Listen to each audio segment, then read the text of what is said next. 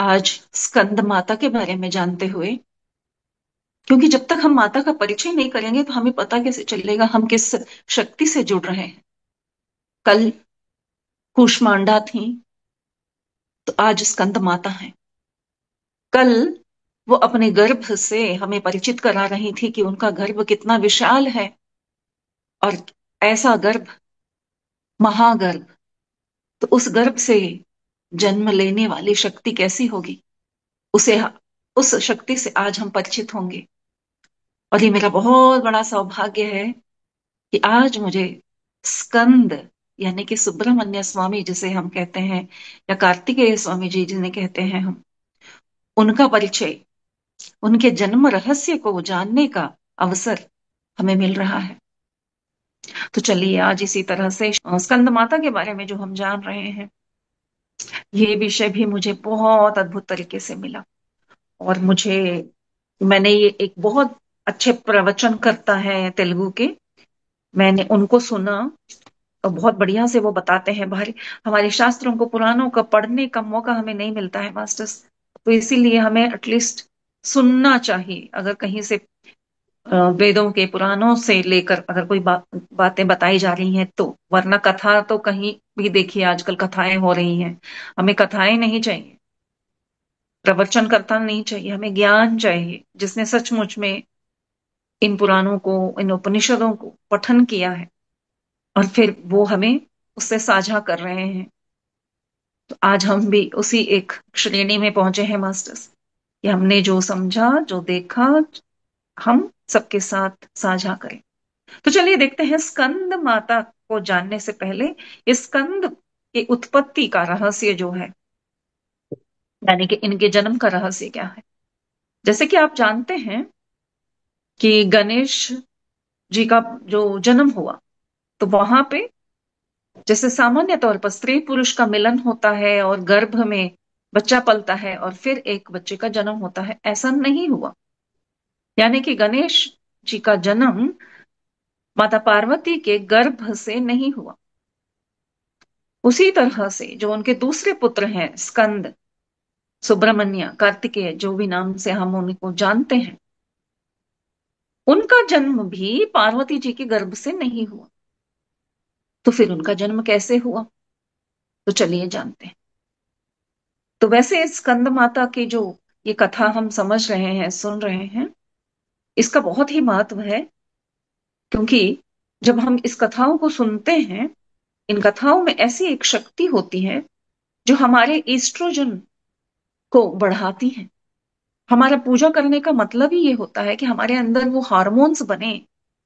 जैसे कुष्मांडा का समझने पर हमारे यूट्रस में वो हार्मोन्स बने ताकि वो कंसीव कर सके, प्रेग्नेंट हो सके।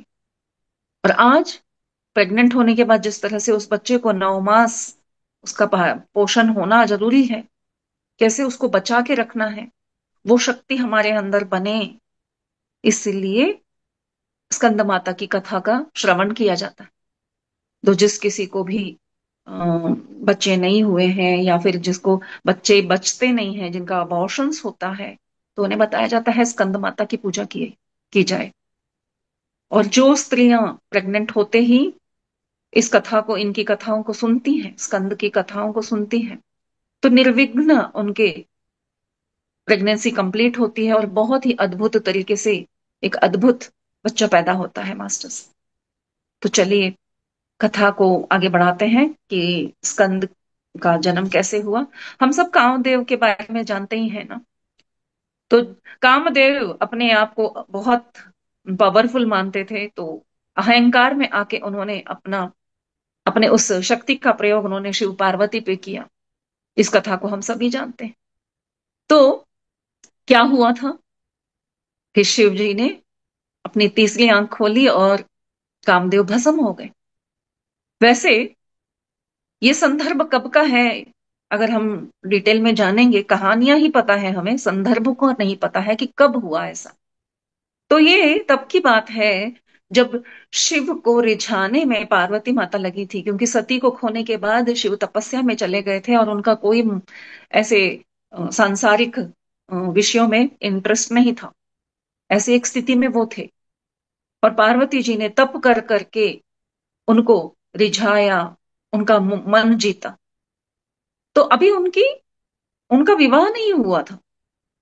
तो पहली बार शिव जी के मन में पार्वती के प्रति ये एक विषय आया कि हाँ, मैं इसको अपने पत्नी रूप में स्वीकार करूंगा। ये मेरी वही सती हैं जो लौट आई हैं। और उस आनंद में वो थे। तो पास में पार्वती बैठी हैं और शिव जी बैठे हैं। तब कामदेव ने अपने बाण से उन पर काम वासना के जो भाव होते हैं उसका बाण चलाया। तो कामदेव का बाण ऐसा होता है कि उनके हाथों में अगर आप देखेंगे तो आ, उनका जो बो एंड एरो जो होता है ना, बो होता है शुगर केन का, जिसको बोलते हैं हम क्या, ईख। ईख की बो होती है और 5 फूलों का एरोज होते हैं। यानी बाण होते हैं फूलों के, 5 फूलों के। तो जब भी आप कामदेव के चित्र को देखेंगे तो उनके हाथ में आपको ईख से बनी हुई वो धनुष दिखेगी, और उनके हाथ में 5 फूलों का बाण दिखेगा। तो उन पर उन्होंने एक ही फूल चलाया और वो भस्म हो गए। कामदेव को ये गर्व था कि मैं ना होता तो सृष्टि नहीं होगी। क्योंकि स्त्री और पुरुष में वो काम वासना नहीं जगेगी, तो उन दोनों का मिलन नहीं होगा, तो एक सृष्टि नहीं होगी। लेकिन वो नहीं जानते थे कि ये जगत माता और पिता को ऐसे भावों की जरूरत ही नहीं है। वो स्वयं सारे भावनाओं के प्रजनन करने वाले हैं, उनको क्रिएट करने वाले हैं। तब माता ने कामदेव के धनुष और बाण को स्वीकारा, अपने हाथों में लिया। तो इसी तरह से हम हर शक्ति का एक एक रूप देखते जाते हैं। और उसी तरह से हमारे पुराणों में, इतिहासों में कई देवताओं के नाम और उनका वर्णन आ जाता है। तो हम सोचते हैं कि 33 करोड़ देवी देवता कौन थे भाई, कहाँ है इतने सारे देवी देवता। हमने एक एक रूप को, एक एक क्वालिटी को एक देवी का रूप मानकर या देवता का रूप मानकर उनको पूजा है, उनकी क्वालिटीज को अप्रिशिएट किया है। तो जब कामदेव के धनुष और बाण को माता पार्वती ने संभाला, तो उनका एक नाम बताया जाता है। तो मैं देख कर ही बताऊंगी ताकि मैं गलत ना बोलूं। तो इनको कंची कामाक्षी कहा गया है। कामाक्षी, काम की इच्छा पैदा करने वाली। तो शिवजी में वो कामना पैदा करने वाली वो बनी, क्योंकि उन्होंने कामदेव के अस्त्रों को अपने हाथ में लिया। तो आप जब कंची की कामाक्षी का चित्र देखेंगे तो उनके हाथ में उसी तरह का धनुष और बाण होगा। इस तरह से आगे बढ़ते हुए हम देखेंगे कि जब माता ने ये धारण किया, तब शिवजी उन पर मोहित हुए। तब उन्होंने विवाह करने का निश्चय किया। तो इस तरह शिव जी को अपने वश में करना, यानी अपने प्रेम में वश में किया, और उनके साथ आके शिव जी बैठे। यानी कि वामांग में देवी को बिठाते ही इसका मतलब होता है मैं तुम्हें स्वीकारता हूं। तो एक पुरुष की तरह जब वो उनके वामांग में आके बैठे, तो क्यों बैठता है कोई, कब स्वीकार करता है एक स्त्री को, जब उसे वो बहुत सुंदर और बहुत अट्रैक्टिव लगती है। तो शिव के लिए वो बनी काम सुंदरी, इसीलिए उनका वर्णन शिव काम सुंदरी कहा जाता है। तो शिव जी के नेत्रों से देखा जाए तो वो बड़ी सुंदर सी, अट्रैक्टिव सी दिख रही थी। लेकिन हमारे लिए माता पिता हैं वो। तो हम इस दृष्टि से माता को कभी नहीं देखना चाहिए। हमें हमें कभी भी शिवकाम सुंदरी कहना है, लेकिन सिर्फ सुंदरी नहीं कहना है माता को।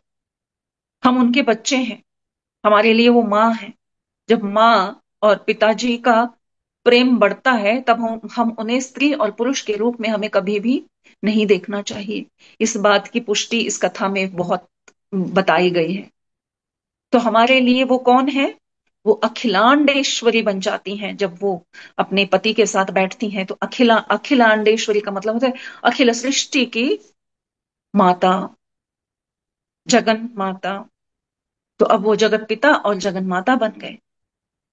जब उन्होंने कामदेव का जो वो अस्त्र शस्त्र धारण किया, और बस जो काम था वो हो गया, शिव जी को मोहित किया और उनका वो विवाह होना जरूरी था, हो चुका। तो उन्होंने खुश होकर कामदेव को फिर वह बाण और वो जो शस्त्र थे उन्हें लौटाया। कामदेव अभी तो शरीर से है नहीं, वो तो भस्म हो चुके थे, लेकिन उनका वो जो गुण था वो नहीं गया कि भाई मेरे हाथ में फिर से मेरे शस्त्र आ गए, मैं इसका प्रयोग करूंगा। तो उन्होंने पूछा कि मैं क्या करूं, तो बोले हाँ ठीक है जाओ करो। बहुत जरूरी है, कामदेव का अस्तित्व में रहना बहुत जरूरी है। तो वो बिना शरीर के भी अपने अस्त्रों का प्रयोग करते हुए उन्होंने बहुतों पर उसका प्रयोग किया, और सबसे पहले उन्होंने जाके ऋषि मुनियों पर किया। तो हम इसलिए कई कथाओं में देखते हैं कि ऋषि मुनि तपस्या कर रहे होते हैं और उनमें काम वासना जगाया जाता है। अरे ऐसा क्यों हुआ? फिर कोई अप्सरा आई तो उनके साथ उनका विवाह हुआ, तो उनसे एक पुत्र या पुत्री का जन्म भी हुआ। तो आप सोचेंगे कि अरे माता ने ये क्या कर दिया? तो क्या आज संसार में जो काम वासना है वो माता की वजह से है? ये तो फिर गलत हो गया। तो यहां बताया जाता है कि ये तो सृष्टि का नियम है, वरना सृष्टि रुक जाएगी। संतति उत्पत्ति करना सृष्टि का नियम है। तो इसीलिए ये होता चला गया, और ये माता के आदेश पर ही हुआ है।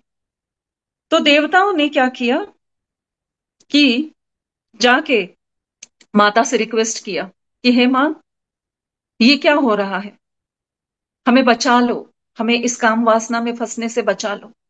तो कहने लगी आपको एक वक्त आएगा जब इन काम वासनाओं की जरूरत ही नहीं पड़ेगी। जब तक इसकी जरूरत है इसे होने दीजिए, तो मैं उसका ख्याल रखूंगी, आप चिंता मत करो। तो इस तरह से उन्होंने इस कामदेव को उनके शस्त्र लौटाकर और काम वासना को बढ़ाते चली गई, क्योंकि वो चाह उनका एक दृष्टिकोण ये बताया जाता है कि संतान उत्पत्ति नहीं होगी तो पितृ ऋण मुक्त कैसे होगे, कि पितृ ऋण को मुक्त करने के लिए हमें संतति चाहिए। जब एक जीव खत्म होते हैं तो अगले जीव जब आता है तो वो अपने उन ऋणों को मुक्त करता चला जाता है। तो पिंडदान जो करते हैं हमारे ही बच्चे पोते, हमारे ही वंश के बच्चे करते चले जाते हैं। तो अगर हमारा वंश नहीं बढ़ेगा तो हम पितृ ऋण से मुक्त नहीं हो पाएंगे। तो वजह यह थी कि इस शक्ति की जरूरत धरती पर है। तो इस बीच क्या हुआ, अब तो पार्वती और शिव जी आके बैठ गए एक साथ। अब सृष्टि का एक रूप है कि स्त्री और फिर पुरुष साथ में होते हैं, तो चरम सीमा का आनंद अनुभव करते हैं। तो शिव पार्वती चले गए अपने एकांत में और भ्रमण करते रहे सुंदर सुंदर जगहों में प्यार से।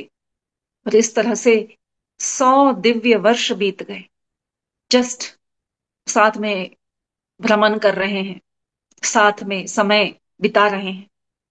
इस बीच क्या हुआ, ये जो देवता है ना, देवता लोग हमेशा कुछ ना कुछ सोच में पड़े ही रहते हैं। तो इन देवताओं के मन में एक विचार आया कि परम शिव और परम शक्ति, ये दोनों इतनी बड़ी शक्तियां हैं। सोचो अगर ये दोनों शक्ति मिल जाती हैं और इनसे एक और शक्ति उत्पन्न होती है, तो वो कैसी एक शक्ति होगी, वो एक कैसा रूप लेके पैदा होगी, मतलब एक रूप जो धारण करेगी। कैसा रूप होगा वो? क्या हम उस शक्ति को सहन करने लायक है? क्या ये धरती इतनी बड़ी शक्ति को सह पाएगी? क्या हम उस रूप को सह पाएंगे? तब सबकी बातें होती है कि नहीं नहीं, अरे बाबा ये तो बहुत ही भयंकर शक्ति आ जाएगी। शिव और पार्वती का जो शक्ति है वही बहुत ही पावरफुल है, अब जो वो पैदा होगा वो बहुत ही ज्यादा पावरफुल होगा। तो हमें ऐसा करना चाहिए कि ये शक्ति पैदा ना हो, इसके लिए हमें उनसे विनती करनी होगी। तो देखिए, देवताओं का भी कभी कभी दिमाग काम नहीं करता है सही तरीके से। तो कोई स्त्री पुरुष, उनका ब्याह हुआ है और वो मिल रहे हैं, और आप जाके बीच में बोलेंगे भाई आप दोनों मिलो मत, अलग रहो, तो कैसा रहेगा? और ये पाप माना जाता है कि ब्याहता लोगों को अलग रखने के लिए बोलना। लेकिन बिना सोचे समझे देवता क्या करते हैं, पहुंच जाते हैं शिव जी के धाम पर, और वो तो अपने सती को, पार्वती को लेकर बहुत भीतर चले गए हैं, और कई 100 सालों से वो बाहर आए नहीं हैं। तो जाके उनके दरवाजे पे खड़े होके द्वार पर चीख पुकार मचा देते हैं कि हे शिव जी, हमें बचा लीजिए, हमें आपकी बहुत जरूरत है, जल्दी आइए, आपसे कुछ पूछना है। तो उनका शोर सुन के शिव पार्वती से अलग होके आते हैं और पूछते हैं क्या हुआ। तब अपना जो भय है वो व्यक्त करते हैं कि हमारी सोच ऐसे आ रही है कि आप ठहरे ऐसे महान शक्ति, और माता भी ऐसी शक्ति हैं, और आप दोनों के मिलन से तो बहुत बड़ा विस्फोट हो जाएगा, ऐसा हो जाएगा, वैसा हो जाएगा, क्या हम वो सब सह सकते हैं।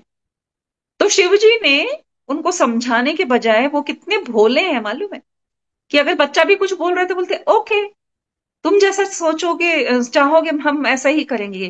तो कहते हैं प्लीज, आप अपने आप को रोको, आप अपनी शक्ति को आप रोकिए, और पार्वती जी को बोलिए कि वो अपनी शक्ति को रोके, आप दोनों की शक्तियों का मिलन ना हो, आप दोनों तपस्या में चले जाइए, मिलन ना हो पाए, ऐसा कुछ कीजिए उपाय।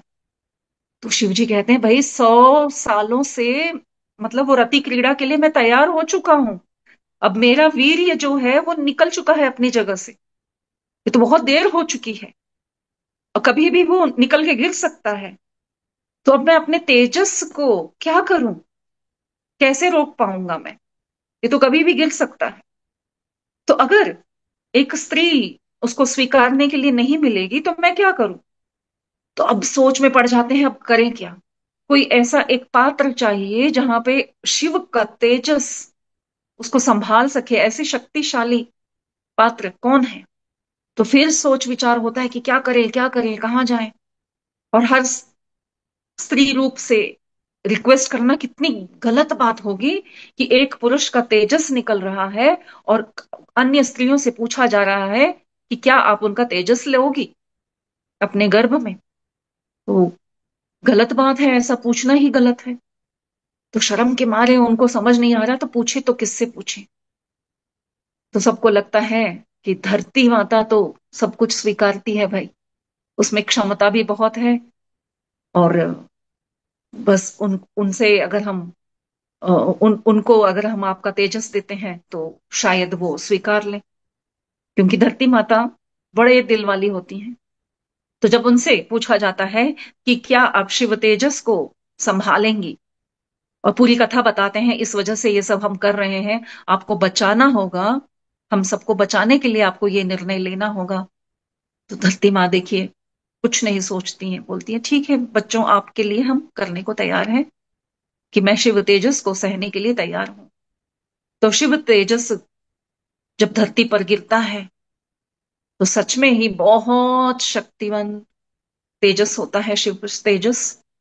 तो धरती उसे संभाल नहीं पाती है, सहन नहीं कर पाती है, उनके शरीर में आग लग जाती है। धरती पर जितने भी जीव हैं हाहाकार मचाने लगते हैं, पेड़ पौधे जलने लग जाते हैं, और धरती माँ चीखने लगती है कि हाय, ये गर्मी मैं सहन नहीं कर पा रही हूँ, ये तेजस मैं सहन नहीं कर पा रही हूँ, बहुत तेज है इसमें, मुझसे सहा नहीं जा रहा है, I am unable to bear, मैं सहन नहीं पा रही हूँ, मैं क्या करूं, मुझे कहीं और इसको निकालना है, मैं नहीं सह पा रही हूँ, मेरे अंदर से इसको मैं निकालना चाहती हूँ, मैं क्या करूं, मैं क्या करूं। अब फिर क्वेश्चन उठता है कि कहाँ इस तेजस को रखा जाए। अब सारे देवता इतने खलबली मच जाती है कि क्या करें। अगर जलन महसूस हो रही है, जलते चीज को जलते में डाल दो, तो क्या पता वो स्वीकार ले। तो सबका ध्यान जाता है अग्निहोत्र पर। तो सब कहते हैं अपने तेजस को आप अग्नि में ही डाल दीजिए। तो धरती ने उस तेजस को उठा के अग्निहोत्र में डाल दिया। तो अग्निहोत्र में वो शक्ति है कि वो उसे रख सके, तो शिव तेजस वहां रह गया अग्निहोत्र के पास। अब पार्वती जी जो अंदर वेट कर रही है कि शिव जी जो बाहर गए थे अभी तक क्यों नहीं लौटे, क्यों नहीं लौटे, तो वो बाहर आती है और देखती है अरे यहाँ तो कुछ और ही चल रहा है। तो पूछती है क्या हो रहा है यहाँ पे, आप वापस क्यों नहीं आए अंदर। तो सारी बातें उनको बताई जाती है, तो बड़ी कुपित होती हैं देवी, बोलती कितना गलत किया तुम लोगों ने, क्या सोचा था। एक सती पति के बीच में जो इतना रहस्यमय रूप से जो होना चाहिए, उसमें आप इतने सारे देवताओं का इंटरफियरेंस, शर्म नहीं आई। जिस पर मेरा हक था वो तुम लोगों ने किसी और को देने का सोचा, ऐसा कैसे हो सकता है, और इसको आप सही कैसे बता सकते हो। तो इतनी गुस्सा हुई वो कि आपने मुझे मां बनने से रोका, और एक स्त्री को मातृत्व के विषय में अगर कोई छेड़ देता है फ्रेंड्स, तो वो जो गुस्सा है उसके सामने कोई भी नहीं टिक सकता। तब माता को बहुत ही गुस्सा आया, इतनी कुपित हुई और बोली, मुझे मां बनने से रोकने वाले तुम, क्योंकि शिव तेजस को आपने ऐसे खत्म कर दिया, मुझसे दूर कर दिया, तो मैं कभी मां ही नहीं बन पाऊंगी। तो मैं आप सबको श्राप देती हूँ कि देवताओं को जिस तरह तुम लोगों ने मुझे मां बनने से रोका, अब आगे से तुम्हारी भी स्त्रियों को मैं वो श्राप देती हूँ कि तुम्हारी कोई भी स्त्री मां नहीं बन सकती। तो इसीलिए देवताओं के बच्चे नहीं होते हैं।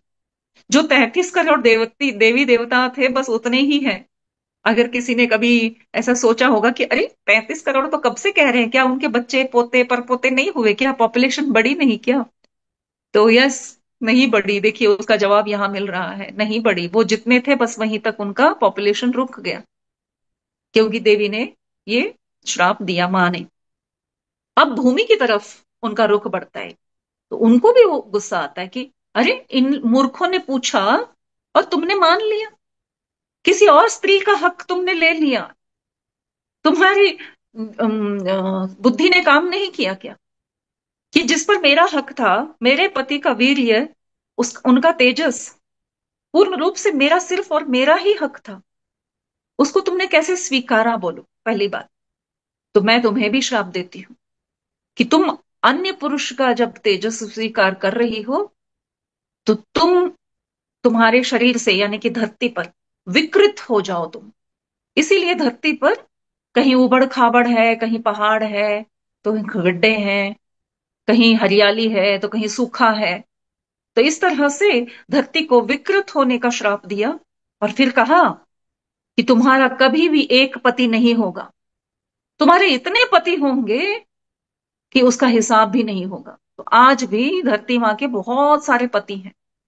तो इस बात की व्याख्या कितने बढ़िया तरीके से दी है, देखिए कि जब एक राजा होता था तो उसे उस भूखंड का राजा माना जाता था, भूपति कहा जाता था। राजा का एक और पर्यायवाची है भूपति, यानी कि उस भूमि का पति। तो इसी तरह से आज के जनरेशन में अगर हम देखें, तो हम जब हम खरीदते हैं एक भूमि को, तो उस उतना भाग हमारा हो जाता है, हम उसके अधिकारी बन जाते हैं, उसके पति बन जाते हैं। लेकिन ये बात यहीं पर नहीं रुकती है। मां पार्वती इतना कुपित थी कि उन्होंने कहा कि तुम्हारा एक पति और तुम्हारे पति के साथ के रिश्ते भी इतने खराब होंगे कि तुम सोच के ही पागल हो जाओगे। कि देखिए एक माँ को कोई भी कितना भी बुरा पुत्र हो, एक माँ को एक स्त्री के रूप में उसे कभी नहीं देखना चाहिए, अन्य स्त्री की तरह नहीं उसको देखना चाहिए, हमेशा माँ माँ ही होती है। लेकिन भूमि को ऐसा एक श्राप मिला कि तुम्हारा बेटा भी तुम्हें पति के रूप में तुम्हें देखेगा। यानी कि एक भूपति चला जाता है तो उसका बेटा भूमि को मां नहीं मानेगा, वो अगला भूपति बन जाता है, उस प्रॉपर्टी का ओनर। एक पति के जाने के बाद उसका बेटा ही खुद फिर पति, फिर उसका बेटा ही फिर पति। यानी कि हर बार जो भी उधर आया, उसके जो भी वंशज रहे, सब उसके पति बनते चले गए। तो इस तरह का एक श्राप उन्होंने भूमि को दिया कि तुम्हारा खुद का बेटा भी तुम्हें एक पति के रूप में, तुम्हारे पोते भी तुम्हें पति के रूप में, तो ऐसा शेम, ऐसा अवमान तुम झेलोगी, ऐसा एक श्राप पार्वती ने दिया। ये सब होने के बाद देवताओं ने बोला, अरे बाप रे, हम लोगों ने क्या कर दिया भाई, बहुत गड़बड़ हो गया यहाँ पे, तो क्या क्या हो गया, कितनों को श्राप मिल गया। अब क्या मुंह लेके घर जाएंगे और अपनी पत्नियों को क्या बताएंगे कि भाई आज के बाद तो खत्म, भाई हमारा तो ये हो गया कि माता जी ने ऐसा श्राप दिया। और शिव पार्वती चले गए अपना तपस करने के लिए, क्योंकि अब तो उनको कोई और काम नहीं था, वो चले गए अपना तप करने के लिए। और इन सब की जानकारी पाते ही जो क्षुद्र शक्तियां हैं वो तो ताकतवर बन जाती हैं, जब अच्छी शक्तियां कमजोर पड़ जाती हैं। तो तब आए तारकासुर। उन्होंने देखा कि अरे वाह, देवता कमजोर पड़ गए हैं, ये ऑलरेडी इतने डिस्ट्रेस्ड में हैं। शिव पार्वती चले गए हैं अपना ध्यान करने के लिए, और इनकी असुरी शक्तियों को प्रयोग करने का समय आ गया, और बड़े खुश हुए कि अब तो मैं पूरे धरती का मैं ही राजा हूं। फिर उन्होंने तपस्या की कि मुझे अमर बनना है। तो ब्रह्मा जी ने कहा कि नहीं भाई, आप तो अमर नहीं बन सकते, कोई भी अमर नहीं बन सकता है, तो चॉइस कर लो कि कुछ और चॉइस रख लो आप। तो कहते हैं ठीक है, अगर मरना ही है तो ये जो शिव पार्वती हैं जो कभी मिलेंगे ही नहीं, जिनका बच्चा हो ही नहीं सकता, तो मेरी मृत्यु इनके बच्चे से हो जाए भाई। जो पुत्र जन्मेगा शिव पार्वती से, मेरी मृत्यु उसके हाथ हो, ऐसा वर दे दो। अब पता था कि ये होना नहीं है, तो बड़े शक्तिशाली बन गए और किसको परेशान किया? देवताओं को सबसे पहले खूब परेशान किया। और इतने परेशान हो गए देवतागण कि भाई क्या करें। अब बार बार देवतागण अपनी रक्षा के लिए ब्रह्मा जी के पास जाते हैं, विष्णु जी के पास जाते हैं, या शिव जी के पास। और शिव जी से तो उनका हो गया एक एपिसोड ऑलरेडी। तो अब जाते हैं वो ब्रह्मा जी के पास कि कोई तो उपाय बताइए। ब्रह्मा ज्ञानी है, उनको हर विषय का ज्ञान होता है, तो उपाय उनको बहुत सारे उपाय पता होते हैं। तो इसलिए ब्रह्मा जी के पास ही जाते हैं और उनसे कहते हैं देखिए, अब आपको तो पता ही है क्या क्या हो गया, हमारी गलती से बहुत बड़ी गलती हो गई और ऐसा ऐसी एक स्थिति आ गई है।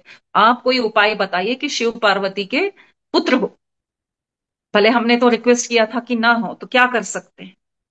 तो ब्रह्मा जी, चतुर्मुख ब्रह्मा, कहते हैं कि शिव तेजस जो अभी भी है ना, जैसे स्पर्म बैंक होता है ना, तो देखिए हमारी इन पुराणों में साइंटिफिक वर्ड्स यूज नहीं किए हैं, लेकिन हमें अगर वो उन शब्दों का प्रयोग करें, तभी हमें उस एक ज्ञान का परिचय होगा कि ये बातें तो बहुत पहले कर चुके हैं। हमें इन बातों का ज्ञान पहले ही था ना। तब हम ये नहीं कहेंगे कि science is very powerful. Science is just a knowledge, एक एक चश्मा है समझने का, देखने का क्लियरली, बस। लेकिन नॉलेज हमेशा रही है, विजडम हमेशा रही है। तो ये जो अग्निहोत्र के पास शिवजी का तेजस पड़ा हुआ है, जैसे कि स्पर्म बैंक में होता है, तो क्यों ना हम उसको यूज कर लें, और उससे अगर एक बेटा पैदा होगा तो फिर हमारा प्रॉब्लम सॉल्व। तो अब उपाय पता चल गया, लेकिन रास्ता नजर नहीं आ रहा है कि फिर वही क्वेश्चन कि शिव तेजस को सहने वाला कौन है। अब पार्वती जी का एक श्राप है कि किसी भी देवता के बच्चे नहीं हो सकते, तो हम किसी देवता देवी से हम रिक्वेस्ट ही नहीं कर सकते।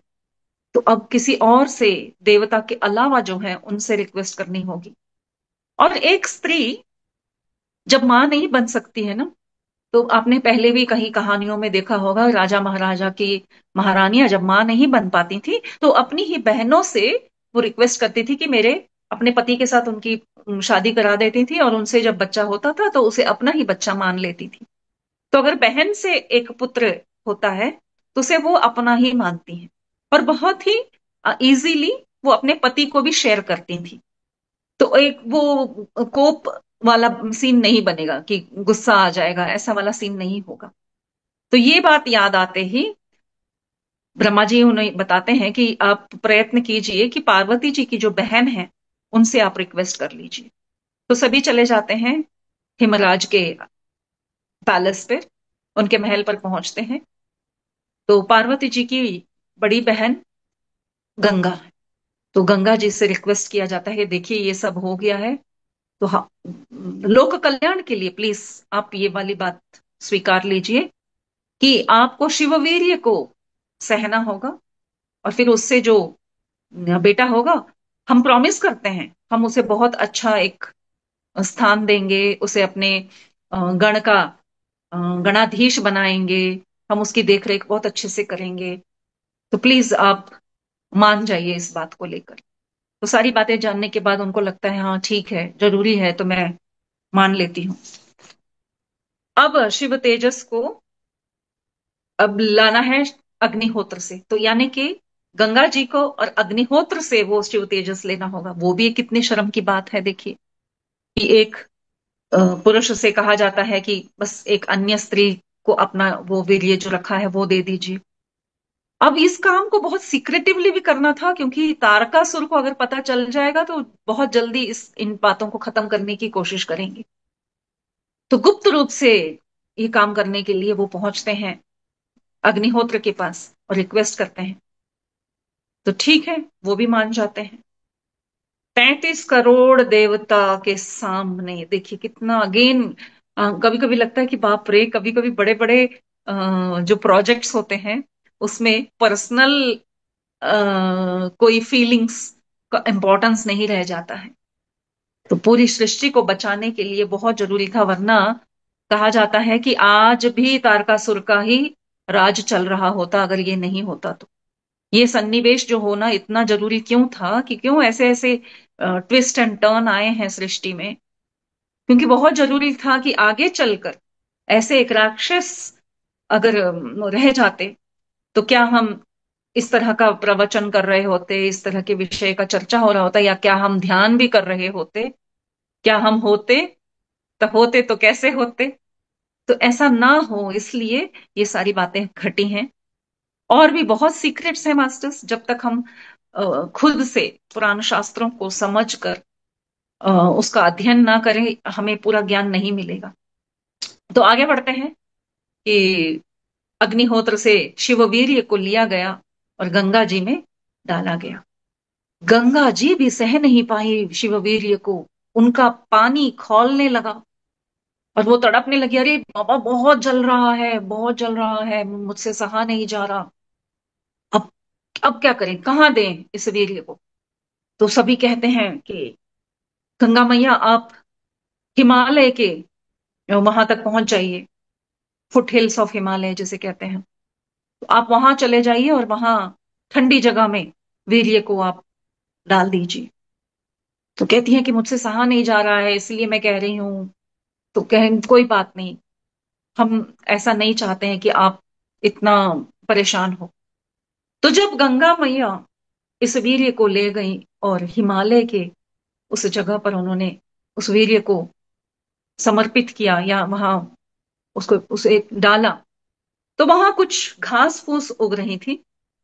उस घास का भी एक स्पेशल नाम है। तो वहां पे गिरते ही वो ऑलरेडी इतना समय होने की वजह से ऑलरेडी वो तेजस अ, रूपांतर होने के लिए तैयार था। तो जैसे ही तेजस गिरा तो वहां पे अद्भुत एक रोशनी हुई, और उस रोशनी से सबसे पहले जन्मा एक धातु जो था सोना। तो सोने को शिव तेजस भी कहा जाता है, उसका एक पर्यायवाची शब्द है शिव तेजस, यानी कि सोना जहां भी है वो शिव जी का तेजस ही है। इसीलिए सोने को शुभ माना गया है। वो कोई मेटल नहीं है, वो एक शक्ति है। और फिर वहां से दूसरा मेटल निकला, वो था चांदी।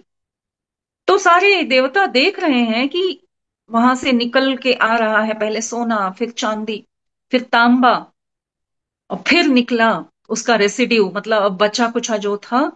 ये प्योर फॉर्म थे, जो प्योरेस्ट ऑफ प्योर जो था उससे ये सारी निकली। और बाद में निकला पादरस, पादरस यानी कि मरकुरी, और दूसरे मेटल्स। तो देवताओं ने देखा, अरे ये क्या हो गया, शिव तेजस से तो कुछ और उत्पन्न हो गया। हम तो चाह रहे थे बेटा, बेटा आता तो हमारा इतना बड़ा काम रुका हुआ है वो होता, तो क्या करें।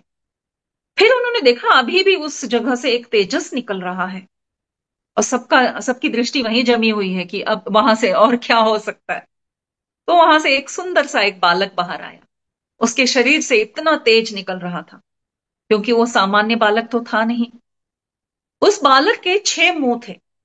कभी लगता कि 6 बालक निकल रहे हैं, तो कभी लगता एक ही बालक के 6 मुंह हैं। ऐसी एक उस तेजस में क्लियरली कुछ समझ में ही नहीं आ रहा। और जैसे ही वो बच्चा बाहर आया तो बस जैसे बच्चे बाहर आके रोते हैं, तो वो रोने लगा कि मुझे दूध चाहिए, मुझे भूख लगी है। अब फिर विचार आया कि इस बालक को दूध कौन पिलाएगा, और कहाँ से लाएंगे ऐसी माता जो इनका स्तनपान करवाएंगी। तो उसी समय पर वहां पर कुछ कृतिकाएं, कहते हैं जैसे गंधर्व कन्याएं होती हैं, कृतिकाएं वहां पे विहार कर रही थी। 6 कृतिकाएं बहनें होती हैं वो। तो उनको देखकर उनसे रिक्वेस्ट करते हैं कि आप में से कोई बच्चे को दूध पिला दीजिए, बच्चे को बचा लीजिए, अभी तो पैदा हुआ है, उसको दूध नहीं पिलाएंगे तो वो बचेगा कैसे, ये नहीं बचेगा तो हमारा इतना जो कांड हुआ है उसका कोई फायदा कैसे होगा। तो कृतिकाएं बड़ी खुश होती हैं, क्योंकि वो तो प्रेम से भरी होती हैं। तो 6 कृतिकाओं ने 6 बालक के जो मुंह थे, एक एक बालक को उन्होंने अपना दूध पिलाया। और दूध पिलाने से पहले उन्होंने पूछा देवताओं से कि अगर हम दूध पिलाते हैं तो ये हमारा बालक हो जाएगा। तो क्या इस बालक पर हमारा कोई हक भी रहेगा या नहीं रहेगा? तो देवता कहते हैं बिल्कुल रहेगा माता जी, आप दूध तो पिलाइए, आपके नाम से ही ये बालक आगे जाना जाएगा। तो कार्तिकेय जो बोलते हैं हम, तो कार्तिकेय इसलिए कहा जाता है कि कृतिका माता के दूध पीने पर वो बने हैं। सो कार्तिकेय नाम, हर एक नाम के पीछे एक विवरण होता ही होता है। तो जैसे ही माताओं को तृप्ति मिली कि भाई ये हमारा ही बच्चा कहलाया जाएगा, तो उन्होंने उनको दूध पिलाया। तो इसी तरह से आगे चल के वो बहुत जल्दी, मतलब एक एक पल वो बढ़ते चले गए। कृतिका माता के दूध पीने पर भी उनकी शक्ति बढ़ती चली गई, और स्वयं वो शिव और पार्वती के शक्ति से जन्मे हैं, तो वो सामान्य बालक की तरह महीनों महीनों सालों साल नहीं बढ़े, वो हर पल हर क्षण बढ़ते चले गए। तो जैसे 2-3 दिन में उसका भी विवरण है, तो मैंने वो नोट डाउन नहीं किया है, क्योंकि मुझे लगा कि फिर मैं कार्तिकेय की स्टोरी बताने लग जाऊंगी शायद। तो वो पैदा होके 15 दिन में ही वो युद्ध के लायक बन गए। उनके शरीर में उतनी शक्तियां आ गई कि वो तारकासुर से लड़ने लायक जो भी रणनीतियां थी, वो ज्ञान लेके ही पैदा हुए। क्योंकि वो पूर्ण ज्ञान, यानी कि शुद्ध ब्रह्म ज्ञान ज्ञानी थे, तो इसलिए उनका नाम भी सुब्रमण्य है। सुब्रमण्य का अर्थ होता है शुद्ध ब्रह्म ज्ञान वाले। तो उनको पूरा ब्रह्म ज्ञान था कि क्यों क्या कैसे, तब वो इसीलिए युद्ध कर पाए। तो ये सब हुआ मास्टर्स। तो यहाँ पे स्कंद इसलिए कहा गया है कि माँ के गर्भ से ऐसे उछल के निकलने वाला, उसको कहा जाता है स्कंद। तो यस मास्टर्स, और किसी को इस विषय पर कोई भी चर्चा करनी है या डाउट्स है, तो मैं बता दूं कि ये कहानी ली गई है त्रिपुर रहस्य से। त्रिपुर रहस्य नाम का एक शास्त्र है। आप उसमें जाके वो कहानियां पढ़ेंगे तो उसमें पूरी डिटेल्स, क्योंकि सारे त्रिपुर ब्रह्मांड के रहस्यों को वहां पे वर्णन किया गया है। तो ऐसे एक स्कंद की माँ है हमारी, वो शक्ति। यहाँ पे माँ देखिए, कोई एक व्यक्ति स्वरूप तो है ही नहीं। यहाँ कितनी माएं हो गई, कृतिकाएं भी माँ है, तो गंगा भी माँ है, तो धरती भी माँ है, अग्नि भी माँ बनी है, तो पार्वती तो उनके पति का बच्चा है, तो वो माँ है ही, लीगली माँ है वो। तो स्कंद माँ ऐसी एक शक्ति है कि आपको बच्चा मिलेगा ही मिलेगा। यहाँ पे बच्चे का मतलब होता है कि हमारी शक्तियों का पुनरुत्पत्ति होना। यहाँ पे बच्चा और माँ सिर्फ शारीरिक रूप से एक माँ और बच्चे को ना दिखते हुए, जैसे एक वृक्ष से बीज निकलता है तो उससे एक और वृक्ष बनता है, और उसके कई लोगों को उससे उपयोग होता है, और फिर वहां से बीज निकलते हैं तो उससे और आगे बढ़ता। तो वंशावली के लिए ये पैटर्न बहुत जरूरी है। तो ऐसी एक पैटर्न हमेशा के लिए बनी रहे, इस एक उद्देश्य से स्कंद माता की पूजा की जाती है। कि जो भी ज्ञान हमने प्राप्त किया है, जो शक्तियां हमने प्राप्त की हैं, जो साधनाएं हमने की हैं, हमारी साधनाएं, हमारी शक्तियां, हमारा ज्ञान ऐसे ही आगे बढ़ता चला जाए, ऐसे एक सदुद्देश्य के साथ हम स्कंद माता की पूजा करते हैं। और गृहस्थों के लिए सच में मां बनना और पुत्र प्राप्ति एक बहुत बड़ी ही बात होती है, क्योंकि गृहस्थ के लिए चाहिए उनका परिवार बढ़ता जाए, उनकी पीढ़ी आगे बढ़ती चली जाए। तो जो गृहस्थ है अपने गृहस्थ जीवन के लिए बच्चे की कामना करते हुए स्कंद माता की पूजा कर सकते हैं, और जो ज्ञानी पुरुष है वो अपने ज्ञान की वृद्धि के लिए वो स्कंद माता की पूजा करें, उनकी उपासना करें, उनकी शक्ति से जुड़े। तो इसी तरह से हम नवरात्रों में हर एक शक्ति से जुड़कर हम अपना आत्मज्ञान बढ़ाते हुए आत्म उन्नति के रास्ते पर चलते हैं masters. So thank you masters. मैंने जो ये विषय को समझा था, सच बताती हूँ कि उसी तरह था जैसे शिववीर्य को मैंने अपने अंदर रखा हुआ था। मैं बहुत चाहती थी कि कभी मौका मिले और मैं ये बताऊं, सच में पता नहीं क्यों मौका ही नहीं मिला। मेरा खुद का चैनल है, लेकिन मैंने कभी इस विषय पर बात ही नहीं की अपने चैनल पर भी। और जब मुझे भार्गव सर ने बताया कि आपको स्कंद माता के बारे में बताना होगा, तो मैं बड़ी खुश हुई। मैं बता नहीं सकती शब्दों में मैं कितनी खुश थी। So thank you so very much PMC Bihar. तो really I am really blessed. Thank you Patri sir को बहुत बहुत धन्यवाद कि हम इतना बढ़िया सा जो ज्ञान हम पाते हैं, हर हर हम में से हर कोई पा रहा है, लेकिन शेयर करने का, उसको साझा करने का एक इतना ब्यूटीफुल प्लेटफॉर्म, आप बैठ के हमें सुन रहे हैं, हमारे साथ ध्यान कर रहे हैं, ऐसा कहाँ मिलेगा। बहुत ही सुंदर सुंदर जीवन हमारा है मास्टर्स। हम लोग बहुत धन्य हैं। तो हर पल उस धन्य भाव में जीते हुए, धन्योस्मि धन्योस्मि धन्योस्मि, इसी भाव में मैं अपने दो शब्दों को विराम देती हूँ। सो थैंक यू वेरी मच।